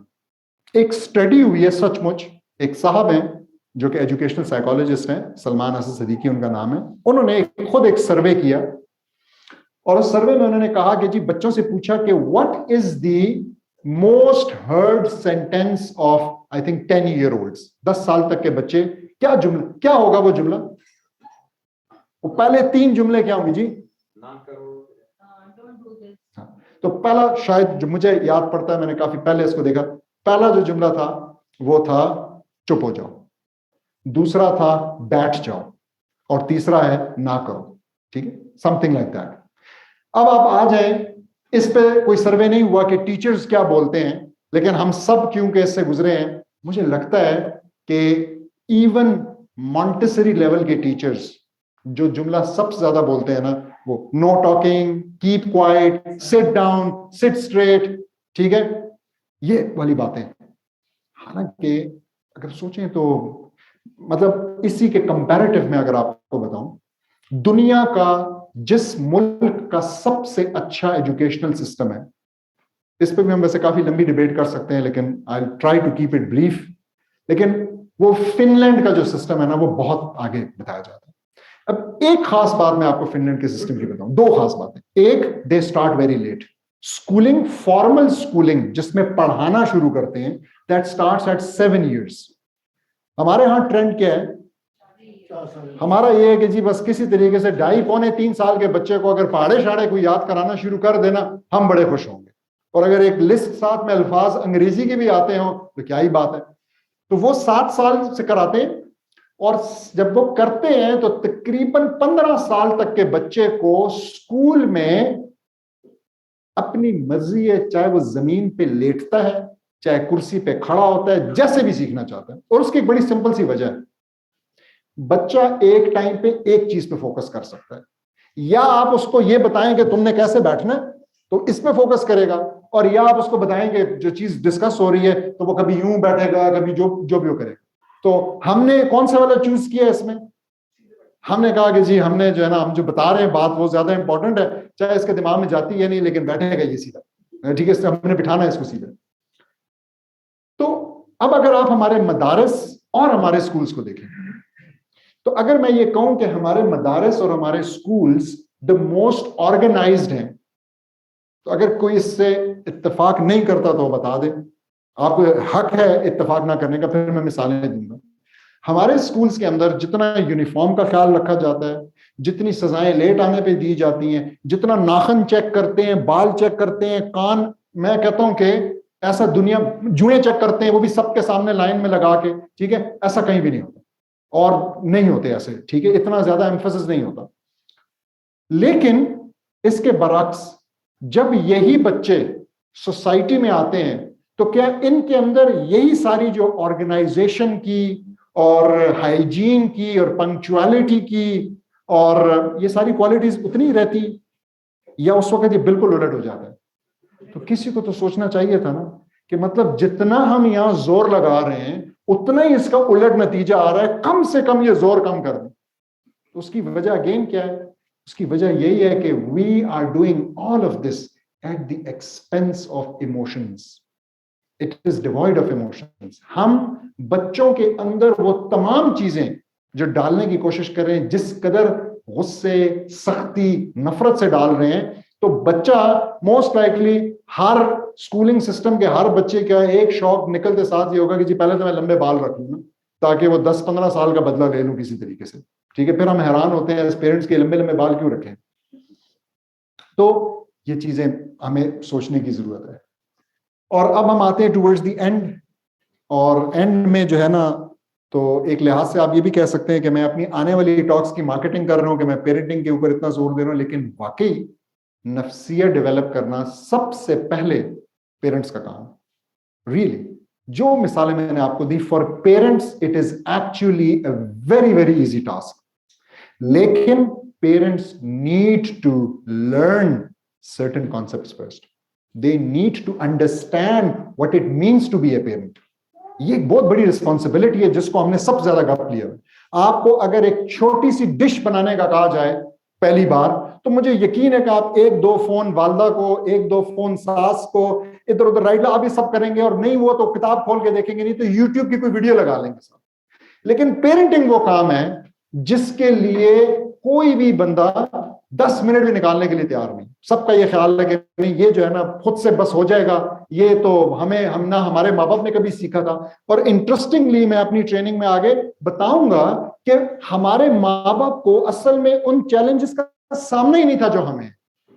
हमारे माँ बाप के जमाने में हम बच्चे एक छोटे से तालाब में तैर रहे थे, और आज के हम जो पेरेंट्स हैं, हमारे बच्चे समुद्र में तैर रहे हैं। बस ये फर्क समझने की जरूरत है। तो we can not leave them alone, we can not let them drown there without teaching them first कि जी स्विमिंग कैसे की जाती है, और बगैर ये सारा कुछ इंश्योर किए। वंस उनको आ जाए तो बस फिर ठीक, फिर कोई मसला नहीं। फिर दूसरी चीज जो है वो जो बड़ी है, अगेन ये हमने लास्ट टाइम भी डिस्कस की थी, मैं इस पर बहुत नहीं, अनलेस के क्वेश्चन आंसर में हो, तो स्कूलिंग। तो स्कूल, क्योंकि मैंने भी मिसालें भी दी, स्कूल से बहुत आपका बच्चा जो इमोशनली जो चीज बन के निकलेगा, उसमें जितना आपका रोल है इसके करीब करीब फिर आपके स्कूल का भी रोल है। Why? Because he spends 7-8 hours over there 5 days a week. That is a lot. और आखिरी जो पॉइंट है वो है कंपनी का। तो कंपनी मैटर करती है। हदीस भरी पड़ी है, बहुत प्यारी रसूल की हदीस के एक इंसान अपने अच्छे दोस्त के दीन पर है। तो अगर आपके अच्छा दोस्त जो आपका क्लोज फ्रेंड है, सिंपल सी बात है, अगर वो नमाजी है, जिस बच्चे का अच्छा दोस्त नमाजी है, बस वो भी नमाजी बन जाएगा। ये नहीं हो सकता कि वो ना हो। ठीक है, और जिस बच्चे का, जिस शख्स का की जो कंपनी है वो ठीक नहीं है, तो वो सूनर और लेटर ही will somehow succumb to that. और अनफॉर्चुनेटली वो चीजें उसके अंदर भी एक्सेप्टेबिलिटी बनेगी पहले, फिर नॉर्मलाइज हो जाएगा, और उसके बाद फिर जो है ना करना आसान हो जाएगा, फिर एक दिन वो कर भी गुजरेगा और उसके बाद फिर करता चला जाएगा। तो दीज आर सम पॉइंट्स जिनको हमें ख्याल रखने की जरूरत है। मैं एक रीकैप देता हूं, हम बिल्कुल एग्जैक्ट आज टाइम पे खत्म कर रहे हैं, और फिर क्वेश्चन आंसर की तरफ आते हैं। तो हमने अकलिया और नफ्सिया के फर्क को डिस्कस किया, ठीक है, और आई होप के अंडरस्टैंड किया होगा कि अकलिया is the intellectual part of a personality, intellect. नफ्सिया इज जो आपके रुझानात हैं, जिस तरफ आप माइल हैं, ठीक है। और आपने चेक रखना है और सोचना है कि अपने लिए जिंदगी आसान बनाने का तरीका ये है कि आपके जो रुझानात हैं वो इस्लाम के ताबे हो जाए। तो यहाँ पे जो अरशद मलिक साहब ने ड्रॉ किया था, तो वो जो नफ्स मुतमइन्ना सबसे ऊपर था, वो क्यों मुतमइन था? इसलिए कि वो नफ्स, या वहां पे नफ्स जो है ताबे हो गया था इस्लाम की बताई हुई शरअ की। And that's a very natural process. मैं आपको एक छोटी सी यहां पे मिसाल देता हूं, then I move on to the next point. और वो ये कि देखिए, एक दो लोग सोचें, हराम चीज भी नहीं, हलाल चीज खाना, मीठे का सोचें। there are two people, one who has been addicted to sugar, ठीक है, ये कहीं पे गए हुए हैं साहब और वहां पे मुख्तलिफ किस्म की मीठे की डिशेस पड़ी हुई हैं, और एक दूसरा शख्स है जिसको इस लेवल की तलब, इस लेवल की आदत, इस लेवल की प्रेफरेंस फॉर मीठा नहीं है. Who will have it easier in controlling themselves?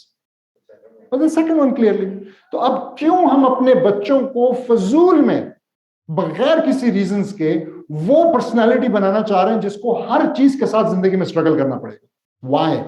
Why don't we make them personalities जिनके लिए इस्लाम second nature बन जाए?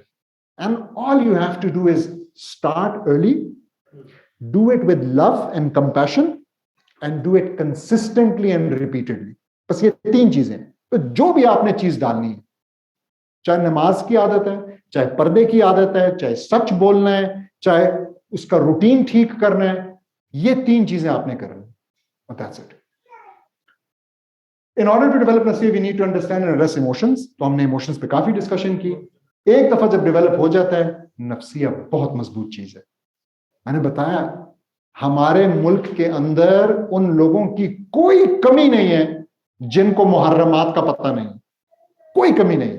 ऑनेस्टली आप जितना और तरवीज करें, जा के लोगों को बताएं, सवाल ये है कि क्या वाकई लोगों को नहीं पता बेसिक्स. हमारा ये ख्याल है, मैं ये भी मानने के लिए तैयार हूं कि जी इंटीरियर सिंध में लोगों को कलमा नहीं आता, मैं मान लेता हूं, लेकिन क्या लोगों को, उन लोगों को ये नहीं पता कि कत्ल नहीं करना, झूठ नहीं बोलना, शराब नहीं पीनी? They know it, even societally they know it. लेकिन हमारे मुल्क में, इस उम्मत के अंदर अनफॉर्चुनेटली उन लोगों की कमी है जिनको अपने नफ्स को उन चीजों से रोकने में आसानी हो और वो रोक पा रहे हैं. This is the problem actually. तो और इट टेक्स टाइम इसको डेवलप करना, और जितनी ज्यादा एज हो चुकी है उतना ज्यादा टाइम लेगा. That's the bad news. And the good news आने वाली जनरेशन के लिए, start early with them. Bad news हमारे लिए, ठीक है, तो इट टेक्स टाइम. और लेकिन ये जो इन्वेस्टमेंट है जो हम कर रहे हैं इस चीज के अंदर, इट इज वर्थवाइल. ठीक है, तो जज़ाकल्लाह खैर. आई स्टॉप हियर, और मैं आप लोगों को इंशाल्लाह क्वेश्चन आंसर्स के लिए दावत देता हूँ. इस मच जी, हम जितनी देर माइक की बैटरी तब्दील करते हैं, आप लोग प्लीज क्वेश्चन हैं तो पूछिए जी.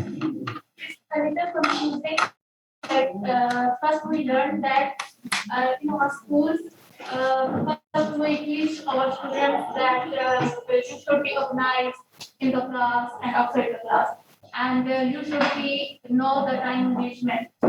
You should be on the time. But when they left the school, then they just सारी वो कैरेक्टर के बहुत सिखाते हैं, उसके अगेंस्ट चल जाते हैं. बिल्कुल सही. तो इधर से दूसरी दफा हमने दूसरी बार ये पढ़ा, ये सीखा कि बच्चों को शुरू से ही आप चीजें सिखाएं. लाइक अगर आप उनको नमाज सिखाना चाहते हैं तो शुरू में आप बच्चों को आदत डालें. ठीक, अच्छा सवाल है. कोई आप में से जवाब देना चाहेगा वैसे इनके सवाल का? तो इनका सवाल ये है कि जी, What he means is the difference between preaching and practicing. सही, Isn't it that? बिल्कुल ऐसा ही है. लेकिन why? तो उनका सवाल ये है कि ये डिस्क्रिपेंसी क्यों है. तो वो कह रहे हैं कि एक तरफ तो हमने एक बहुत ही अच्छी चीज पंक्चुअलिटी पे, हाइजीन पे जोर दिया, लेकिन दूसरी तरफ नतीजा नहीं आया, तो ये तो एक डिस्क्रिपेंसी है. जी, मे भी हमने उसको रिलेट नहीं किया उनके साथ ना. लाइफ के अंदर अगर डिसिप्लिन होगा तो बेनिफिट है.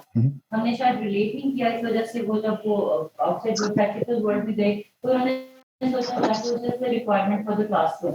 ठीक है, ठीक है जी. आप ये एक्चुअली कि हम या टीचर्स को एक ही बात है, उसको ये तो कहते हैं स्टॉप इट, उसको व्हाई नहीं बताते, उसको ये नहीं बताते क्यों, इसलिए वो उसके इमोशन को टच नहीं करता. उसे लगता है जो मुझे अच्छा लग रहा है उससे रोका क्यों जा रहा है, और क्यों का जवाब अक्सर पेरेंट्स को भी पता नहीं होता, और वो जरूरी नहीं समझते बच्चे को बताना.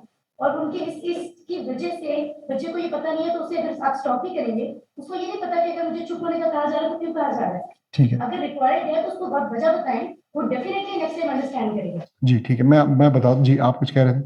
एक तो ये है कि हमने ना बच्चों को रिपोर्ट बनाने की कोशिश करते हैं स्कूल में, और फिर होता ये है कि अगर वो जो स्कूल में सीख कर आ रहे हैं, जब वो घर पहुंचते हैं तो घर देखते हैं कि घर में तो वो माहौल नहीं है, घर में तो मेरा बाप माँ या बहन भाई वो उसी तरह चल रहे हैं जैसे रूटीन में सारे चल रहे हैं, लेकिन स्कूल में तो मुझे ये बताया कंट्राडिक्ट कर रही है।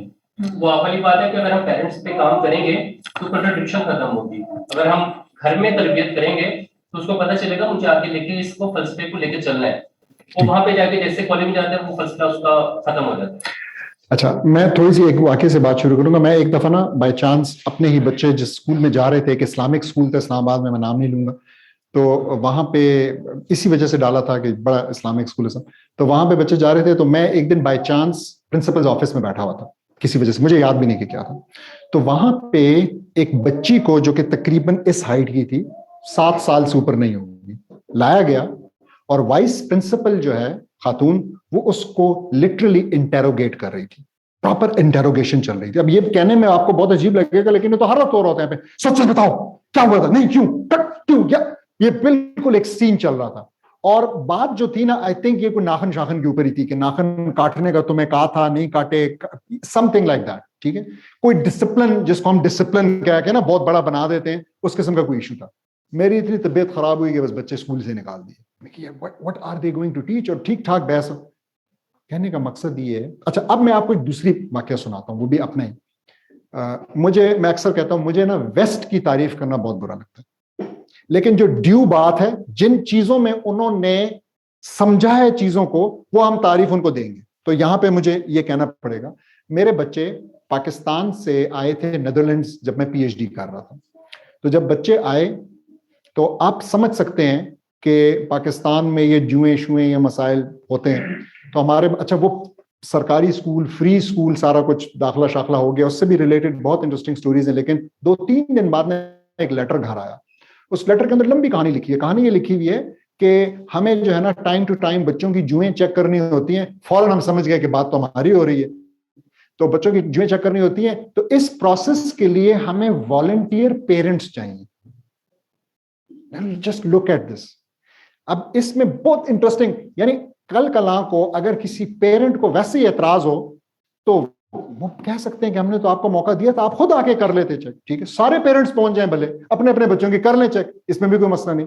तो उन्होंने ये एक लेटर लिखा और उसके बाद फिर वाकई पेरेंट्स की एक टीम बनाई गई और उन्होंने जो है ना बड़े तरीके से बच्चों के साथ डिस्कस करते हुए गपशप में जो भी है जुएं चेक की, which was most likely again because of my children, ठीक है। तो अब मैं आपसे पूछता हूं, ये सारी चीजें यहां की जाती हैं, ये बात भी बिल्कुल दुरुस्त है कि उसकी रियलिटी, उसके फवायद नहीं बताए जाते, लेकिन मे भी एक 4, 5, 6 साल के बच्चे को फवायद ना समझ में आए, लेकिन क्या वो इमोशंस को, बच्चे के इमोशंस को मलहूज़े खातर रखते हुए की जाती? आप बताएं, हम जब पाकिस्तान में जो मैं स्कूल गया हूं, it was a terrible experience. आप लेट होते हैं अपने पेरेंट्स की वजह से, और जो ह्यूमिलिएशन आपको फेस करनी होती है वो आप फेस करते हैं। सबसे पहले तो मुझे भी याद है, वो जाते थे और वो लाइन से बाहर खड़ा कर देते थे, और खड़े हैं और इतना बड़ा डंडा है वो घुमा रहा है, टीचर पता नहीं आज पड़ेगा नहीं पड़ेगा क्या होगा, ये सारा। इसी तरीके से यूनिफॉर्म, छोटे बच्चों का, मतलब मैं तो पर्सनली यूनिफॉर्म के बहुत ही खिलाफ हूं, लेकिन स्टिल आपने अगर कर ही दिया यूनिफॉर्म, तो ये छोटे बच्चों का 10 साल तक के बच्चे का यूनिफॉर्म, पेरेंट्स की जिम्मेदारी है बच्चे की। ह्यूमिलिएशन आप बच्चे की कर रहे हैं, ठीक है, मतलब बजाय इसके कि डिसेंट तरीके से पेरेंट को राब्ता करके कहें कि भाई आप क्या कर रहे हैं, इस तरह नहीं हो रहा, आप जो है ना, आप बाजू मरोड़ के, मतलब ये वही वाली चीज है जो कि पॉलिटिकल पार्टीज करती हैं। एतराज उनको गवर्नमेंट पे होता है, रास्ता वो आपके घर का बंद कर देते हैं, सड़क वो आपके घर की बंद कर देते हैं, ऐसे ही करते हैं ना। This is what they plan.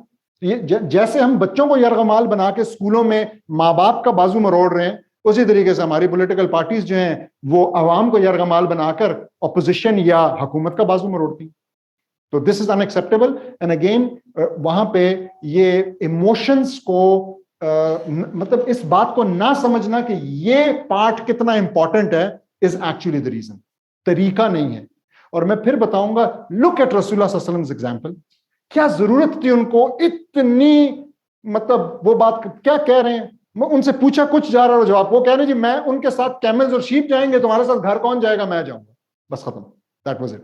लेकिन कितना बड़ा मैसेज इसके अंदर, उनको बगैर कुछ कहे इतना शर्मिंदा कर दिया कि वो रोने पे मजबूर हो गए। This is the point. ठीक है जी, प्लीज। सर बिल्कुल मैं आपकी बात से 100% एग्री करती हूँ और मैं इस बात को कंटिन्यू करना चाहूँगी। वो इस तरह से कि इमोशंस की जो बात है वो बहुत ज़्यादा मानी रखती है हम सबके लिए, पेरेंटिंग में और टीचर्स के लिए भी। अगर आप एफिलिएशन आपकी अच्छी है अपने स्टूडेंट के साथ, आप अच्छी बना पाते हैं, या आप एज ए पेरेंट आप अपनी अच्छी एफिलिएशन रख रहे हैं अपने बच्चे के साथ, तो वो आपकी बात को सुनने में भी तैयार होगा, आपको वैल्यू भी करेगा, और फिर डेफिनेटली इमोशंस कनेक्ट होते हैं तो बात समझ में आती है। मैं हमेशा ये बात एक बार पहले भी डिस्कस कर चुकी हूँ कि हम अगर अपने बच्चे से कहते हैं कि तुम नमाज पढ़ो, तुम रोजा रखो, वो कहेगा मैं नहीं करता। सिंपल सी बात है, आप क्या करेंगे? आपको चाहिए द फर्स्ट थिंग कि आप उसको अल्लाह से कनेक्ट कर दें इमोशनली, उसको बताएं वो जबान। जब वो कनेक्ट हो जाएगा वो खुद ढूंढेगा उसको क्या करना है। आप पूरी लाइफ उसके पीछे दौड़ते रहेंगे शायद जबरदस्ती नमाज पढ़ाने, जैसे आप पहले कह रहे थे। जब आप नहीं होंगे तो नहीं पढ़ेगा, और वो पढ़ भी रहा है तो वो क्या सोच रहा है आपको क्या पता। तो आप कनेक्ट कर दें अल्लाह से, मतलब बात तो वही घूमने के इमोशंस पर आ गई ना। वो खुद ढूंढ लेगा कि मुझे अपने रब को, जिससे आप मोहब्बत करते हैं, आप खुद देखते हैं कि उसको राजी कैसे करना है, क्या करना है क्या नहीं करना है। That's it. बिल्कुल ऐसे, but this is actually the bottom line, यही बिल्कुल इस। तो जी प्लीज। सर मेरा क्वेश्चन ये है कि हम सब ये तो जानते हैं कि दीन इस्लाम के जो हमारे हैं वो हमें सब मालूम है क्या चीज़ जायज़ है क्या नाजायज़ है, लेकिन हम एक माशरे में रहते हैं जिसमें जायज़ काम बिल्कुल बढ़ चुके हैं। तो हम जब कोई स्टैंड लेते हैं या कोई एक जायज़ काम पे बरकरार रहना चाहते हैं तो हम खुद को एक अजनबी महसूस करते हैं, तो हम कैसे अपनी सेटिस्फेक्शन कर सकते हैं? ओके, तो मैं आपके सवाल को दोहरा भी देता हूँ लिसनर्स के लिए ऑनलाइन, और उसमें फिर आपसे पूछ भी लेता हूँ, कंफर्म भी कर देता हूँ। तो आप ये पूछ रहे हैं कि आज के ज़माने में वो जिस तरह के रसूल सल्लल्लाहु अलैहि वसल्लम की हदीस में हमें वार्न भी किया गया था कि एक वक्त आएगा कि इस्लाम को होल्ड ऑन करना ऐसे होगा जैसे कि जलते हुए अंगारे पकड़ना, ठीक है, कोयले को हाथ में पकड़ना। और लेकिन फिर जो है ना, साथ में ये भी बताया गया कि जो लोग लेकर आएंगे इस्लाम को, जैसा आपने कहा, वो स्ट्रेंजर्स की तरह, गुरबा की तरह फील करेंगे। और फिर रसूल सल्लल्लाहु अलैहि वसल्लम ने ना ग्लैड टाइडिंग्स दी, फतूबी लिल गुरबा, उनके लिए, उन गुरबा के लिए, उन स्ट्रेंजर्स के लिए तूबा, ठीक है, उनके लिए जो है ना ये जन्नत के उसकी बिशारत दी कि जी उनके लिए ये तूबा है, फतूबी लिल गुरबा। तो ऐसा क्यों है, या नहीं सॉरी, आप पूछ रहे हैं कि इसके साथ कैसे डील किया जाए, इस सारी चीज के साथ। देखें, of course it's a huge challenge. एक तो इसलिए कि एक ऐसे माशरे में रहते हुए खुद से फॉलो करना भी बहुत मुश्किल चीज है, यानी पहले ही अंगारे हैं। और फिर आपका पॉइंट कि जब आप फॉलो करते हैं, यानी आप अपने आप को, तो फिर आपको जब अपनों का रेजिस्टेंस होता है तो इट बिकम्स वेरी डिफिकल्ट। तो मेरे, और मैं ये पहले बता दूं कि I am and I was probably the worst in listening to this advice myself, लेकिन एडवाइस यही है, और वो ये है, नरमी नरमी नरमी। So you have to, again, you have to cater for and address the, or take into account the emotions of those others. लेकिन इसका हरगिज़ मतलब ये नहीं है that you don't draw the line. So you draw the line, you do what is halal, you don't do what is haram. लेकिन उसके बाद आपने उन लोगों के साथ, चाहे वो जो भी हैं, it could be even your parents, it could be your in-laws, it could be other family members, आपने उलझना नहीं है, आपने गुस्से नहीं होना, आपने उनके कोई हकूक जो है ना वो सल्ब नहीं कर लेने। मिसाल के तौर पे ये उनका राइट है that you keep meeting them, ठीक है। तो जस्ट बिकॉज ऑफ के कुछ चीजें ऐसी हैं, it's now more difficult for you to go there and talk to them, लेकिन आपने जो है ना वो बेयर मिनिमम लाजमी मेंटेन रखना है, और वो आपने अच्छे तरीके से मेंटेन रखना है। ए टाइम विल कम, होता ये कि चंद सालों के अंदर जब लोग देखते हैं कि इस बंदे का ये प्रिंसिपल्ड इशू है, so it's not something personal, rather principled, तो नॉर्मली वो इस बात की रिस्पेक्ट करने लगते हैं, वो आपकी रिस्पेक्ट करने लगते हैं, और आप फिर देखेंगे, बट इट टेक्स टाइम, और ये टाइम आसान नहीं होता, ये मुश्किल होता है। मैं एक बात जो बहन ने सवाल किया था उससे रिलेटेड एक चीज मेरे जहन में आ रही थी, एक बड़ी इंटरेस्टिंग बात है क्लास टीचर्स के लिए ना, आपको और सब जो स्टूडेंट रहे हैं, आपको पता है आपको कौन सा टीचर याद रहता है?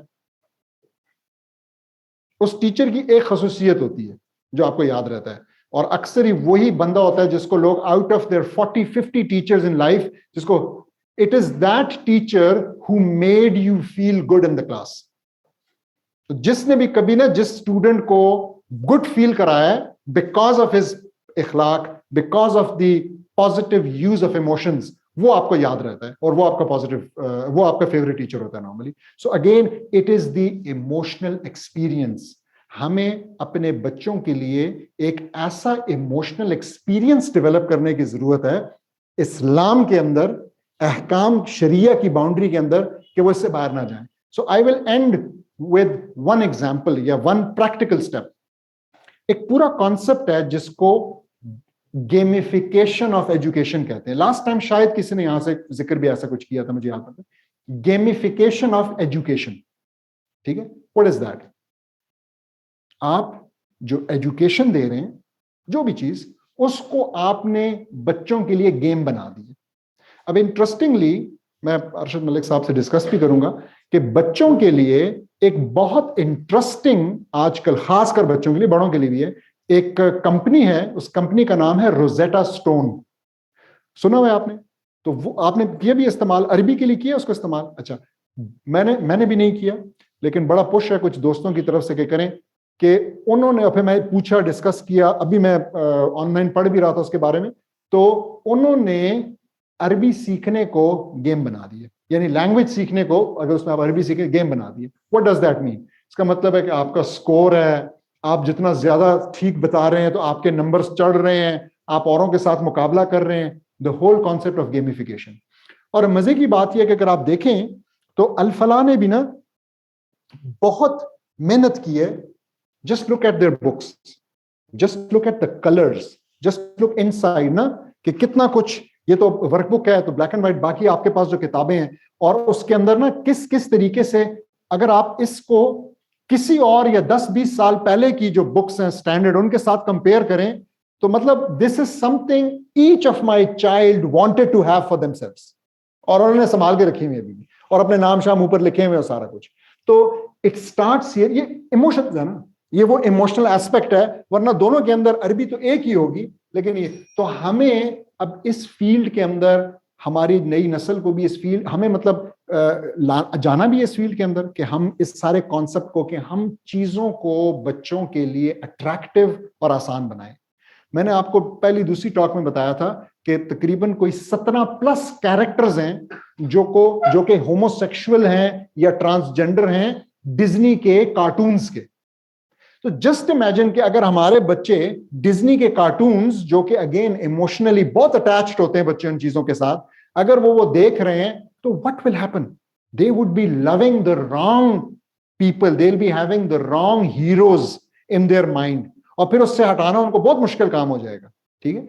और वो एक्सेप्टेबिलिटी, वो फिर आपसे 10 साल ये कहता रहेगा, नहीं तो क्या फर्क पड़ता है, नहीं तो अगर वो ऐसा है तो, नहीं तो उसकी एक्सेप्टेबिलिटी तो होनी चाहिए ना, अच्छा हम नहीं करते ऐसा, लेकिन वो कर रहे हैं, हम कम से कम उसको बुरा तो ना कहें। ये सारी बातें आपको सुनने को मिलेंगी। And this is one of the most popular debates in amongst American scholars. इस वक्त जो अमेरिका में मुसलमान स्कॉलर्स हैं ना, मैं नाम लिए बगैर आपको कहता हूं, आप चेक कर लें, वो इस वक्त इस चीज में फंस गए हैं। वो कहते हैं यार ये गे वगैरह ये गलत है, लेकिन हम इसको बुरा नहीं कह सकते, हम अमेरिका के अंदर रहते हैं, हमें जो है ना इनको चैलेंज नहीं करना चाहिए, हमें बस, हाँ ये आप देख लें, जो मोस्ट लाइकली जो आपके मोस्ट फेवरेट है ना, वो सारे इस वक्त ये बातें कर रहे हैं। आप उनका स्टैंड चेक करें, सेम सेक्स मैरिज पे, होमोसेक्सुअलिटी पे, ट्रांसजेंडर पे, इस डिबेट में पड़े हुए, कहते हैं नहीं ये हमारा काम ही नहीं है, हम इस पे क्यों बात करें, नहीं हम क्यों गलत कहें, बस वो कर रहे हैं, वो कर रहे हैं, हम तो नहीं करते, हम तो नहीं कर, this is the discussion now. तो ये सेम वो स्टैंसेस हैं जो कि आपको बच्चों से भी सुनने को मिलते हैं। क्यों हो रहा है? इमोशंस, इंटेलेक्ट का नहीं है कोई काम। और वो इमोशंस क्यों? क्योंकि हमने ख्याल नहीं किया, हमारी जो पहरादारी की जिम्मेदारी थी उनके लाइक्स और डिसलाइक्स की, we somehow failed over there. जी सर, मेरा ये कि आप तो माशाल्लाह जो है ना, आपने जिस तरह से इमोशंस और ये कॉग्निटिव दोनों को मिलाया, ये लेकिन ये कि हम सारी बात बच्चों की कर रहे हैं, लेकिन मेरे ख्याल में बच्चे तो बेचारे इस मामले में बहुत अभी कम हैं। बच्चों के ऊपर जितनी तवज्जो की जरूरत है उससे ज्यादा तो आजकल बड़ों के अंदर ही मसाइल हैं।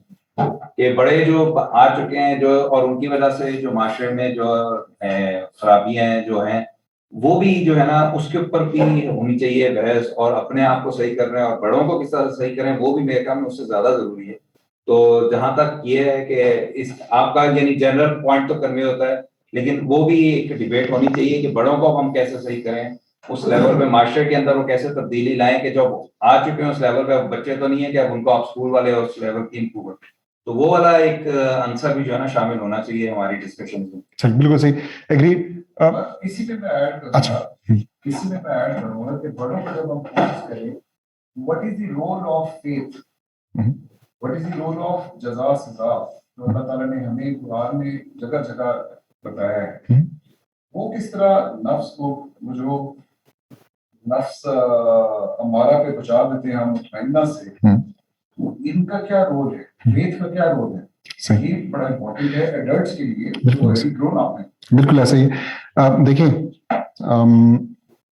इसमें कोई शक की बात नहीं है कि हमारे लिए ये डिस्कशन बहुत ही सेंटर स्टेज डिस्कशन होनी चाहिए है कि सबसे पहले तो हम खुद है ना कि हम क्या कर सकते हैं। मैं ज्यादा फोकस पर्टिकुलरली इस डिस्कशन में बार बार इसलिए किया क्योंकि मैंने आपको बताया मुझे ये लगता है कि it's really something we owe to our next generation, क्योंकि थोड़ी सी चेंज से उनके लिए बहुत बड़ी आसानी है। मैं एक मिसाल फिर दूंगा कि इट इज लाइक एक बच्चा जो सिगरेट नहीं पीता, उसको सिगरेट से बचाए रखना और फिर जिंदगी भर वो बचा रहे, this is something relatively easier as compared to एक बंदा जो कि अब सिगरेट पे आ गया और उसको सिगरेट से हटाना।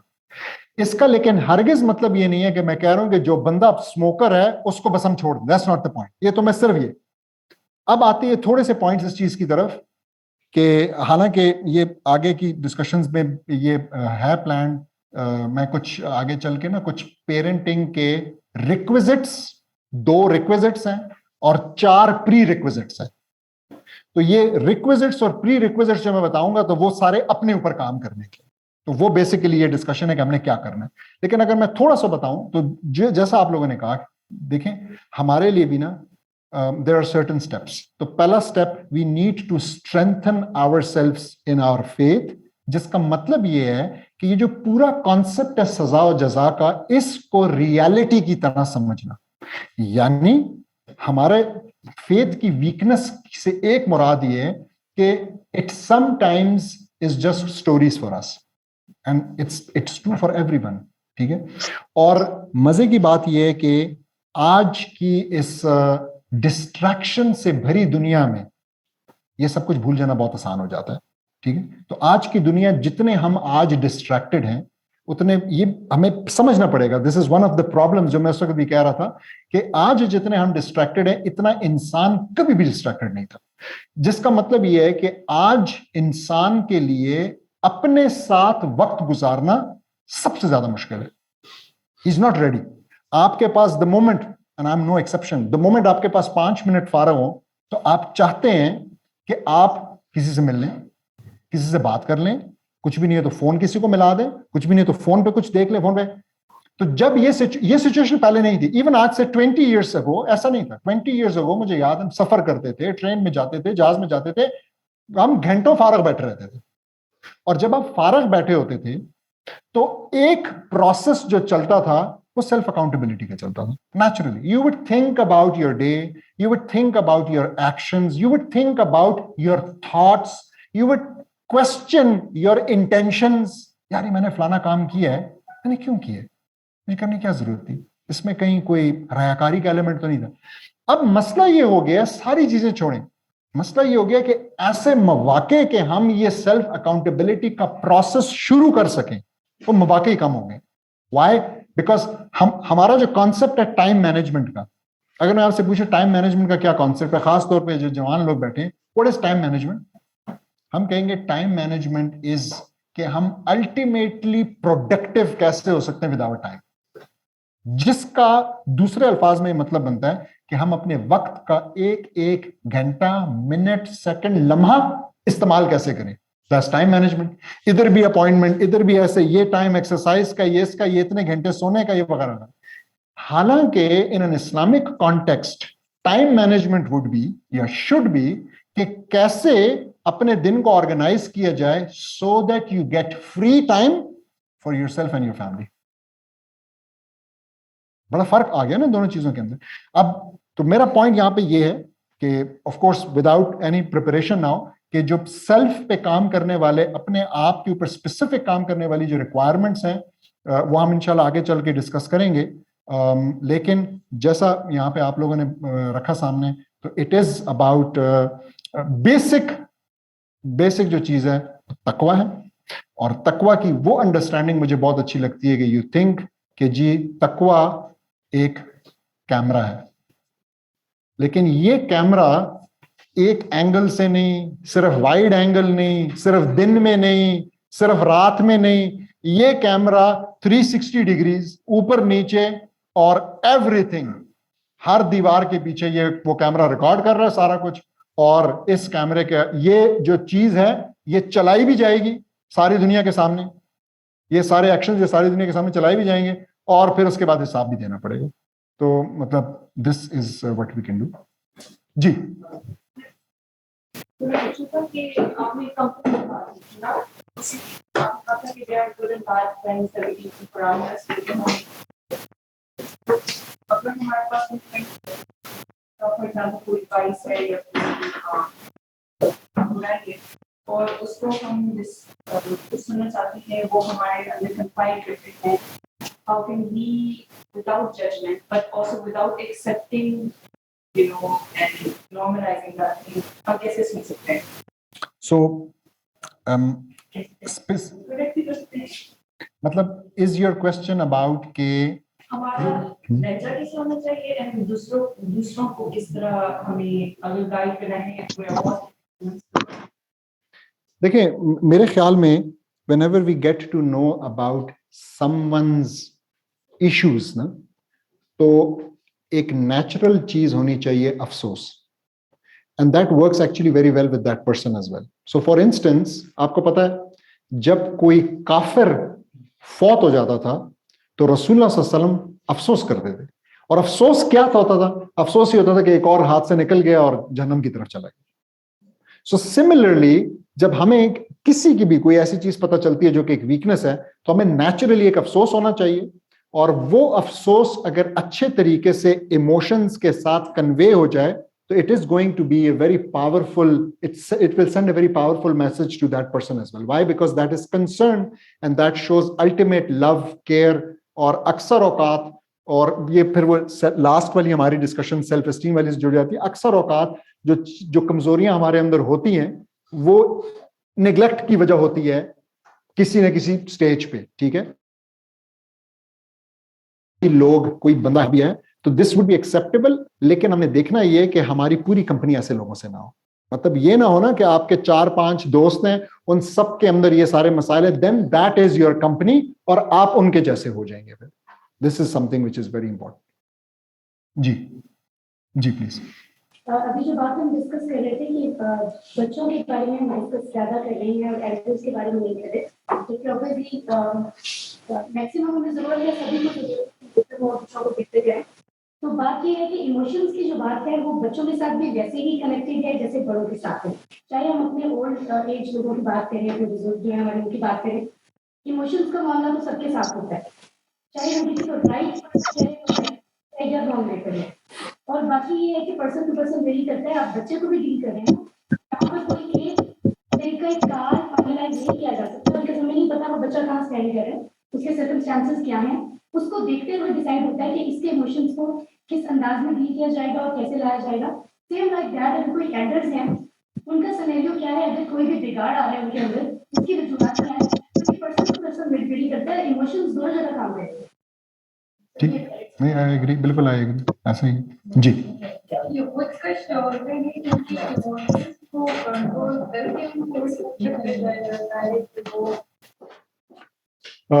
अक्सर यही बताया जाता है कि ऐसे लोग जो खुदकश के बारे में सवाल किया गया कि वहाँ उनकी ब्रेन वॉशिंग हुई होती है। तो ब्रेन वॉशिंग जो है वो मतलब यही बता रहा है कि यस, नापुख्ता जहन, कम इल्मी, अक्सर औकात जो टेक्स्ट्स हैं उनको भी आउट ऑफ कॉन्टेक्स्ट कभी इस तरीके से करके और लोगों से फिर ऐसे काम कराए जाते हैं। यस, तो it is a big issue unfortunately. ये इमोशंस को अपने हिसाब से ऐसे Yes, she is right. You're also right. Emotions are manipulated, and बिल्कुल ऐसे। तो if there are no more questions, inshallah, we end with the dua कि अल्लाह सुब्हाना ताला जो है ना हमारे हार्ट्स को अल्लाह सुब्हाना ताला के कंट्रोल में है, अल्लाह ताला उनको इस तरीके से फेर दे कि हमारे लिए उसके दीन के ऊपर अमल करना आसान हो जाए, और अल्लाह ताला हमारे नफूस को जो है ना वो नफ्स मुतमइन्ना बना दे इंशाल्लाह। जज़ाकल्लाह खैर फॉर कमिंग। अस्सलाम वालेकुम।